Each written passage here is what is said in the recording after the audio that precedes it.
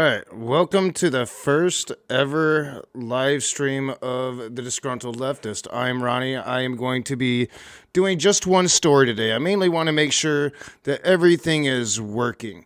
I want to make sure that the starting music was playing, that the intro played. I want to make sure that all my volume and my settings are good. So I'm only going to do, I'm going to look at one thing. I'm going to look at Brian Craig today, something that he streamed live this morning. For my one viewer watching, hello. I don't expect to have too many viewers. Like I said, first live stream. Wasn't even really sure if I was going to be able to do this tonight, but I did get home in time to be able to do it. But before I get into Brian Craig, I've been a baby socialist. I'm like a baby socialist. It was about a year ago in a conversation that I had with Xander Hall and a former host on the show, Ali. And during that conversation, we all came to the conclusion that I was indeed a socialist. Well, since then, I never really looked into it, explored it further. I'm like, yeah, I'm just, I'm definitely far left, definitely a leftist, definitely, probably a socialist. But here recently, I've been really delving into it, and it's been fascinating. It's been fascinating. And the more I delve into it, the more I realize that there's just so much that I need to learn and understand and really, derive about my own politics, really look at my own politics and see where I stand on issues. So, that's been very interesting. That's been very fun. Let's see. I do see a few people have joined. The Trusty 8 podcast is here. Let me move that over so I can actually see you guys. Sammy's here. What's up, 420 Atheist? Yeah. This is just the inaugural thing. Hopefully everything is working right. Hopefully the sound is good. Once I start playing the video, hopefully the sound will be good. Y'all are familiar with my old channel. I've covered Brian Craig a couple times. Now, Sean Hannity has recently been in the news.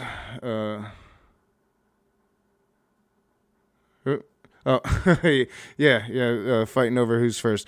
All right, so Sean Hannity has recently been in the news for his text messages to Donald Trump on and around January 6th of last year, during the insurrection, before the insurrection, during the insurrection, after the insurrection.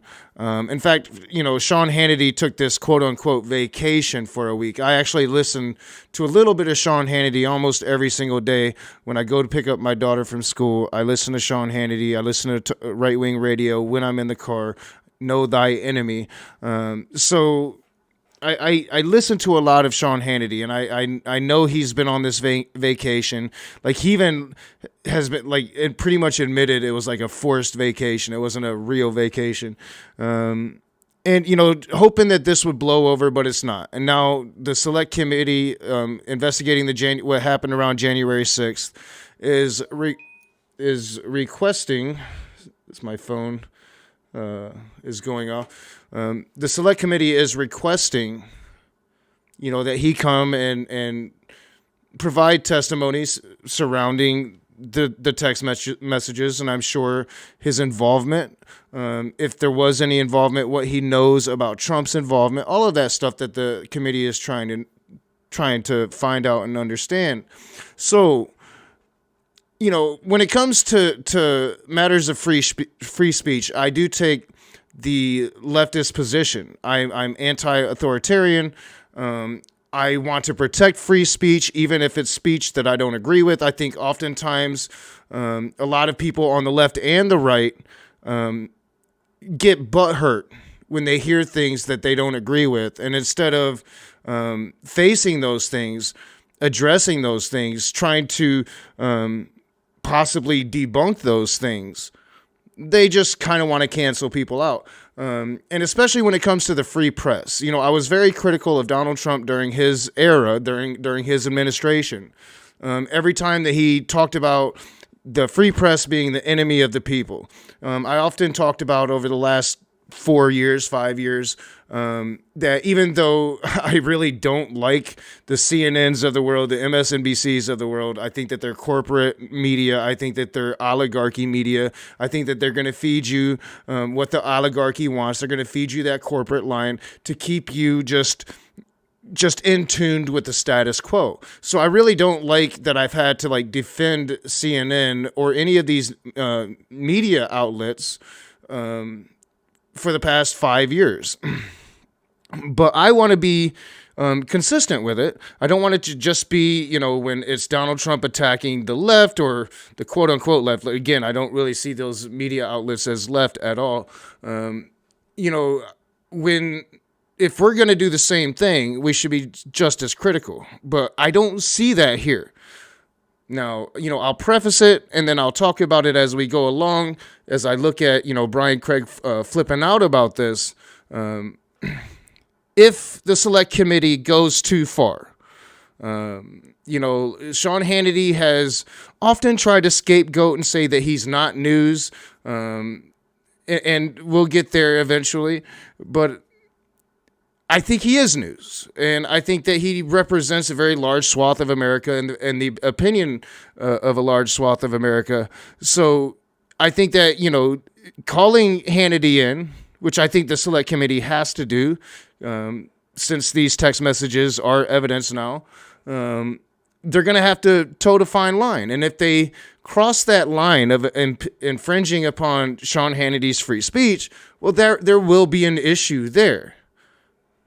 But I don't want to get ahead of myself. So hopefully everything's working fine. Hopefully you guys can hear me. I'm actually surprised I have a few of you guys here joining me. I didn't really expect that. Like I said, I just announced, I just put it on YouTube. I had it on this morning, but I wasn't sure if I was going to be able to do this. Didn't go on my other channel to announce that I was doing this. Something that I do want to do, especially at first, to, let people know that I am over here streaming, because I will be streaming a bit on this channel. I'll also be doing a weekly show on my old Patreon that'll be just for the patrons, but then, those segments will be doled out to actually both of my channels. So, we're going to get right into Brian Craig this morning flipping out about the select committee requesting that Sean Hannity come and talk to them. So, let's get into it. Call Tom Laporte. Do not forget to ask him about the Trump roof. He has the exact roof tiles that are on Mar-a-Lago, which are very select and multicolored, okay? And it takes a special technique to do it. You can have a Trump roof on your home. And, Tom Laporte does every type of roof there is. Every type of roof. Not just the different styles and materials, but every type of building, okay? Churches, single-family homes, condos, whatever it is. He does it, and he's available throughout the entire state of Florida. So no matter where you are in Florida, from the Panhandle to Key West and everywhere in between, give Tom Laporte a call. He's a good MAGA guy, and he can help you. Here's his number. Right, they're going to give his number. This number rings directly to his cell phone. Which it is a radio show, so you have to. But I'm going to hold my commentary. I should probably bleep out the number, but he put it right on YouTube. But it is a radio show, so this guy is promoting. But I'm not. Please don't call the number and harass the Trumper. 954-604-4602. 954-604-4602. Online, Laporte Contract. All right. So, dude only does roofing in Florida, y'all. Do not harass the Trumper.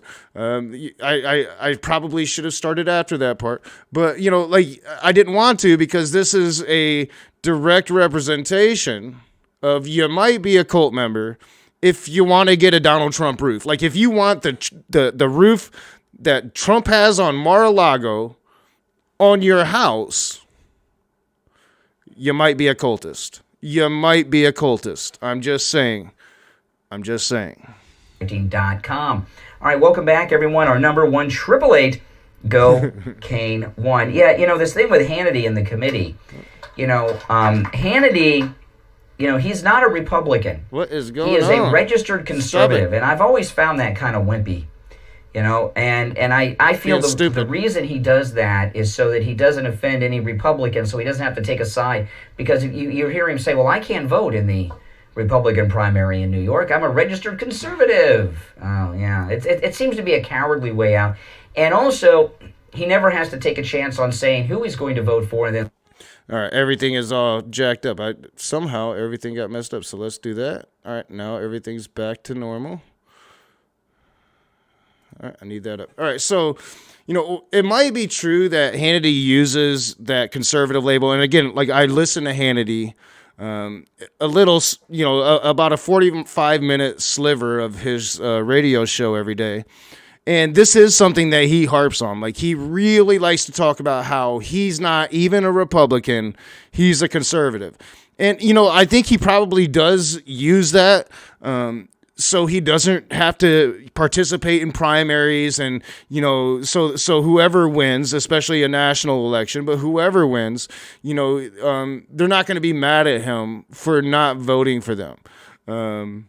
So, yeah, I think that might be part of it. That might be just like a good strategy that he has, as a political commentator and a complete grifter that's going to suck ass to whoever wins, whoever gets power, just like he did during the Bush era. Now he's hypercritical of Bush.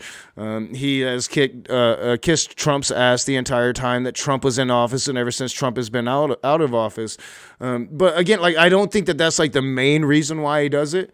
I think he does it mainly so he can browbeat Republicans and Republican politicians, but also just Republican people out in the country, and claim that I'm a real conservative. You're not the real conservative. You're just a Republican. You're weak. You're a weak Republican. I'm a conservative. I really believe in conservative ideals. I think that that's why he does it. Losing in the primary. You know what I'm saying? So, I always find that kind of wimpy of Hannity. But listen, if you get subpoenas and things like this, you got to do what they tell you to do, what you're commanded to do. But... Oh, really? Do you? Because, Bannon didn't. I'm not sure about Alex Jones, but I'm not even sure if they've, subpoenaed Alex Jones yet. They are, I think, interested in talking to Alex Jones, but I'm not really sure his status. But, Bannon didn't cooperate. Mark Meadows is now not cooperating. You just said that you should cooperate. What do you think about them not cooperating? What does that look like? What does that show you? If you had nothing to hide, why wouldn't you come and say, hey, I have nothing to hide. Here's everything. It seems, you're like this real Trumper, Brian Craig. You're deep in the cultist gravy train, the Trump train. What about Steve Bannon not showing up? You're saying that Hannity has to do it. Well, what about Steve Bannon not doing it? What about Mark Meadows not doing it? He should not volunteer to go over there unless they command it, because it is a trap. Yeah, MAGA roofing. No, I'm just kidding. I wouldn't do that. That was funny. That was funny. Like, really, seriously, a Mar-a-Lago roof. I'll pass. Thank you. And I want you to think about this. There are 3 talk show hosts that this committee are after: Sean Hannity, Alex Jones, and Steve Bannon. You think that's a coincidence that they're targeting 3 very influential voices and influencers in conservative media?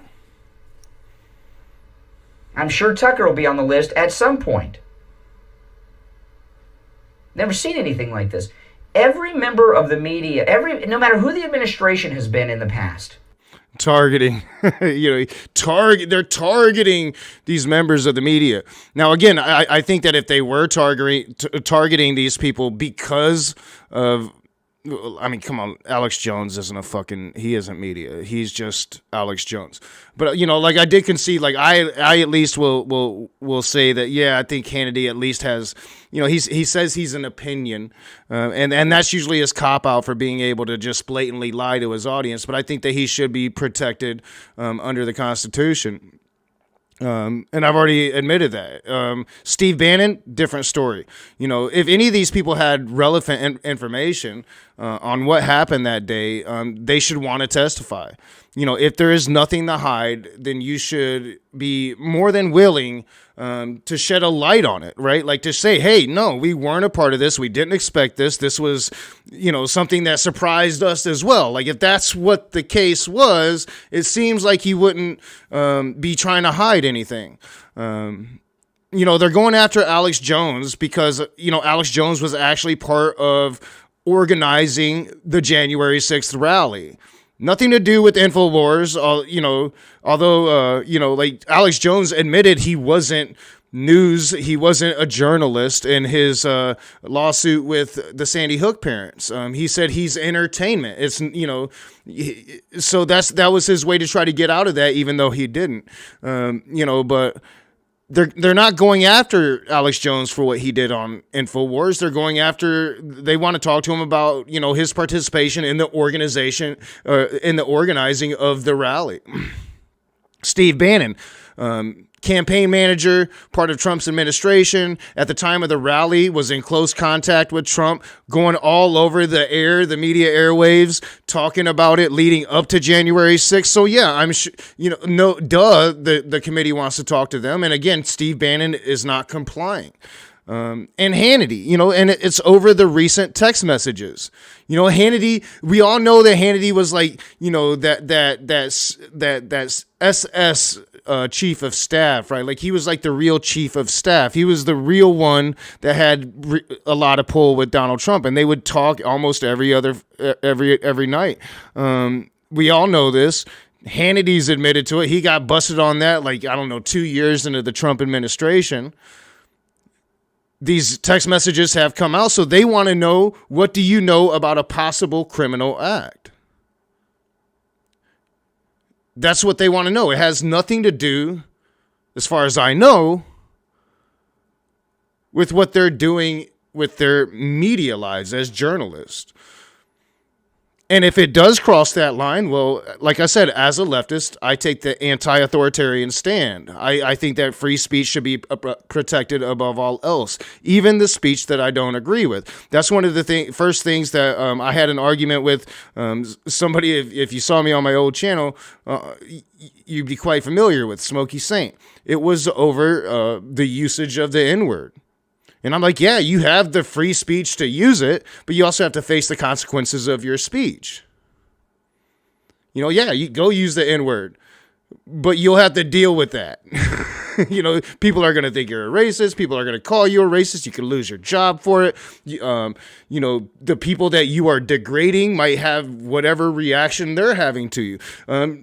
Just normal people, but it doesn't even have to be the people that you're degrading could have a reaction to you that you would have to deal with. I personally don't like racism. If I hear it, I call it out in real life. I make it very uncomfortable for the racist. That's part of free speech too.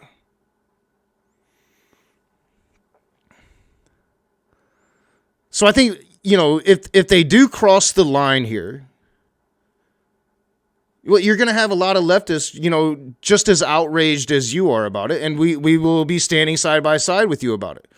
Even though I think Sean Hannity uses, cops out and tries to say he's not news, that he's not a journalist, even though I think that his rhetoric is harmful. I talk about it all the time. I listen to it almost every day. I think it's harmful. I think it's a bunch of lies. I think he lies to his audience. He misleads his audience.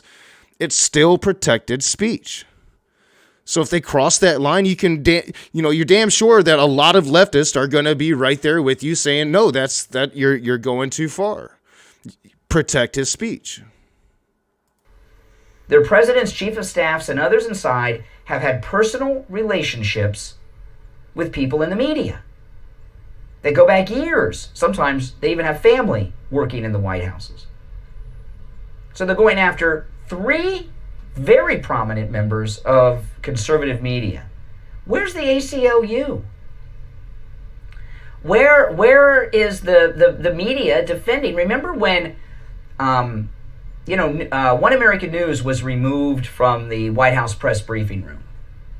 When CNN was removed, they went to court. And not only was CNN's Jim Acosta disrespectful to the president, he got into a scuffle with the female aide with the microphone. He was fighting with her. He got physical with her. Remember that? He sued and let him back in. They let him back in. So, all right. So, that was an example of the government going after the free press. That was an example of the government trying to suppress the free press, and they won that lawsuit, rightfully so. You can damn sure bet that if any of these three go and testify to the select committee, not only are they going to be lawyered up, they're going to have some of the best counsel in the world. If the committee oversteps their bounds, well, there's some hella lawsuits up in there. So, I don't really really get. Your thing is, this isn't an attack on the free press. This is, trying to understand the events surrounding January 6th, what the president was doing on January 6th. Why are you so nervous about that? Brian Craig, you pretend like Trump did nothing wrong, like there was nothing wrong with it. Why are you so afraid about it? Why don't you want Sean Hannity to talk about these text messages? Some of them are pretty disturbing.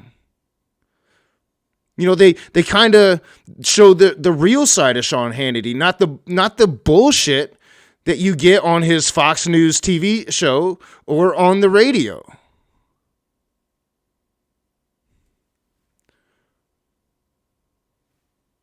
Where's the media talking about this harassment of three members of the media? Bannon, Alex Jones, and Hannity.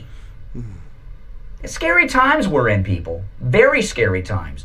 And I talk about this a lot because I don't think enough people realize how this country is not as free as it was a year ago.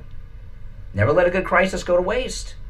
Between COVID and January 6th, the political establishment, not just the liberals, the rats, Republicans against Trump, everyone calls them rhinos, working with the Democrats and the media, are using both of these crises, COVID and January 6th, to make excuses for them to do what it is they're doing. They are attacking high-profile members of the media. Could you imagine if Republicans, okay?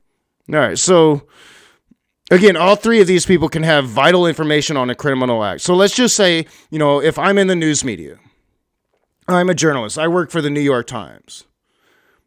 If I go kill somebody, me being a journalist, me, having constitutional protections as a journalist, don't mean dick because I just killed somebody. I just did this criminal act. They can come after me. They can prosecute me. They can do whatever they want to do. And that's what we have here. If these people were involved in a criminal activity, like an illegal insurrection, like an attack on the Capitol, one of the things that I really dislike about, the whole narrative with the January 6th thing is that, they're using this now to say, hey, you can never, rebel against your government. That's bad. Well, like how did we become the United States if not for rebelling against a government? Why do we even have a Second Amendment if we can't, rebel against the government? No, this was just a ludicrous riot, violent acts, and the insurrection didn't succeed. And when you don't succeed, the government is going to punish you. If you don't succeed in your coup, you are going to face repercussions for trying to attempt your coup, right? Like that's just common sense. And if you have knowledge of a criminal act, well then, yeah, you're going to be subpoenaed. And if you don't answer the subpoena, as Steve Bannon found out, this committee is willing to indict you over that. So, yeah. And when Republicans come back and take over both houses after the red wave of President Trump this year, if the Republicans put together a House Select Committee on the Russia hoax, and they bring in and they want Rachel Maddow to come in, who was one of the leaders promoting the nonsense out of the Russia hoax, do you think the media would sit by in silence if Rachel Maddow was being called by a committee led by Jim Jordan in the Russia hoax investigation in All right, let's let that a finish. Republican-controlled House? I don't think so. And All right, so I mean, wow. All right, so one, Rachel Maddow was doing her job and reporting the news. Like there was clear Russian collusion. That happened. Like Mueller said as much in his freaking report. You know, he just didn't want to indict or didn't think he could indict a sitting president. You know, like I'm still surprised. Like I thought maybe, you know, he would have had sealed some indictments, but he didn't even do that. You must remember, Mueller was a Republican, and it seems like he was afraid of the power of the president. But his report didn't vindicate Trump, and then you can use your own lying eyes. You know, Trump stood behind that podium and called for Russia to interfere with the election. Doesn't take, you know, you don't have to be a rocket scientist to put one and two together, A and B together here. For two, you know, the Republicans had their chance to do that, especially the first 2 years of the Trump presidency. They could have done that. They didn't want to do that. You know why they didn't want to do that? They did not want to open that bag of worms. They did not know what would come out of that. Like, how stupid can you be? If they wanted to investigate that, they could have. And they didn't. That should tell you everything you need to know. And, you know, conservative media is still new. It's been around for about 20 years when Fox News rose during the 2000 election as a player. Before. Yeah, I totally agree. Freedom of speech seems to be the most frequently argued about by people who choose to use ignorant and offensive language like the N-word to intentionally degrade and upset people and then claim they're being oppressed. Yeah, exactly. And that's why, you know, it makes it hard to stand firmly when it comes to free speech because they never do. They're only for free speech for themselves so they can be assholes, like you're saying in your comment there. Trusty 8 podcast. So yeah, I totally agree. But just excuse me, I burped there. Just because, you know, what was my point? Let me read your thing again. Yeah, but just because it's something that they don't do. You know, the leftist position is the anti-authoritarian position. You know, I know, you know, the right likes to scream about the woke scolds, and there's definitely the woke scolds out there. There's definitely quote unquote woke leftist, and hey there, Germania. There's definitely woke leftists out there that will try to cancel you for every little thing that you say. But that's like a small minority, and they don't really take the true leftist position. You know, they take an authoritarian position, not an anti-authoritarian position. You know, and that's one of the things, as I was mentioning, being a baby socialist is, you know, that's one of the, I never even really looked into socialism because I automatically assumed that authoritarianism was just included in that. I bought that hype, you know, and that's what they say every time you bring up socialism. They talk about Stalin. That's the first thing you're gonna hear about is the authoritarianism, Maoism, Stalinism, something along those lines. And I went off on a tangent there. So, but yeah, like they had their chance. You know, I know that you believe the Sean Hannitys of the world that has regurgitated over and over and over and over again that there was no collusion. The Steele dossier was fake, and I think that there has been proven to be some issues with the Steele dossier for sure. But again, you'd have to just not believe your own lying eyes. You'd have to believe that Donald Trump didn't stand behind that podium and ask Russia to please find Hillary's emails. because he did that and Russia did that, and then they dropped those emails through Julian Assange, whom I believe should not be prosecuted for that. Because I am a true advocate for freedom of speech, even if it hurts, quote unquote, my side of the aisle, right? Before that, it was fringe, but it's been a player for about 20 years or so. But that's still, with the era of Trump, was the first time that the conservative media had a connection and influence in the White House at that level, and they just can't handle it. And what they're doing, there's a lot of things they're doing here. One of the things they're doing is to intimidate other people in conservative media in the future from cooperating with anyone who's MAGA, not part of the establishment. And the ACLU and other members of the media need to stand up for Steve Bannon, for Alex Jones, and Sean Hannity. Just because someone's an opinion journalist doesn't mean they're not a journalist. Rachel Maddow's an opinion. I mean, that is, though, their excuse for being able to espouse their harmful rhetoric. A lot of it's anti-vax. Back in the day, it was anti-COVID, China virus. Remember all of that shit? It's the excuse that they use. I don't have much longer. So, and he was talking about conservative media has only been around for 20 years. Dude, Rush, I believe he started his radio show in the 80s. Barking about AIDS and how it was, a plague on gay people. That was 40 years ago. Well before Fox News was ever a thing. And I'll grant, it wasn't until the Trump era that the GOP really latched on to that side of the news, the radical radio talk show host that's all over radio. You don't get lefty politics on the radio, at least not here. At least not, it's all righty politics. It was during the Trump era that the GOP really embraced that. They would keep an arm's length distance from the Rush Limbaughs of the world. Even though, Sean Hannity had a show, but he started off in, news, TV news, I believe, before he ever had his talk show radio, his radio talk show. But, conservative media has been around for a while. That's why Fox News became Fox News. Because it was already there. It was already popular. In fact, it's what made, Newt Gingrich back in the 90s to oppose Bill Clinton. So, I mean, it's just the terrified squirming of these Trumpers. I think that they're starting to realize it. They're starting to realize, their boy ain't going to be able to run again. Their boy might be in some serious trouble here.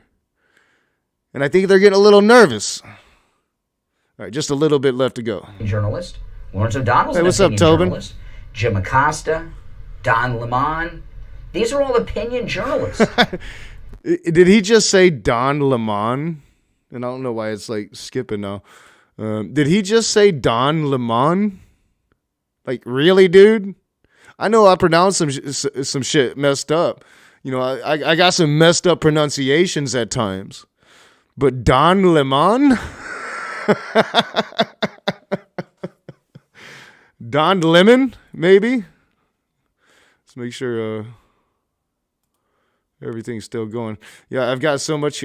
I'm doing this a little differently than I usually do. I've actually, I've got some stuff up. I'm not blind here. I'm not going into it cold like I usually do.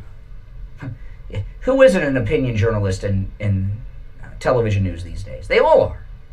We don't have impartial journalists anymore, ever. Really, you don't. Oh, they're all Sean Hannity's now. They're all opinion news. And I'd agree with that to an extent. I would, I think most of them, they're not opinion news. I definitely think Rachel Maddow's would be. But there is news out there, but they give you that corporate line. But it's still news. They still have ethics and all the stuff that comes along with being a journalist. Now, people like Sean Hannity, People like the people on Fox and Friends. They like to use this, well, I'm just an opinion person, so they can just say untrue things. I mean, that's why they say it. That's why they, it's funny because they'll use that as an excuse to say just straight up lies. But now the Brian Craigs of the world is like, oh, journalist, always been journalist. Well, then, why haven't we been able to hold them to the same standards that we hold journalists to? They use that cop out. And I think it's like a legal definition. I'd have to find the law, but I think it's legal that separates the two. Don't. Our number's toll free. Daniel 1-888-GO-CANE-1. 888-465-2631. I'm going to take the... I think that's pretty much it. So, if the select committee, again, infringes on any of these people's inherent constitutional rights, you're going to have a whole shit ton of leftists right alongside you. A lot of leftists won't be. A lot of liberals, a lot of moderates will be like, yeah, been waiting for this. But no, leftists, real leftists, we have standards, and most of us are smarter than our conservative counterparts. I kid conservatives. I kid deplorables.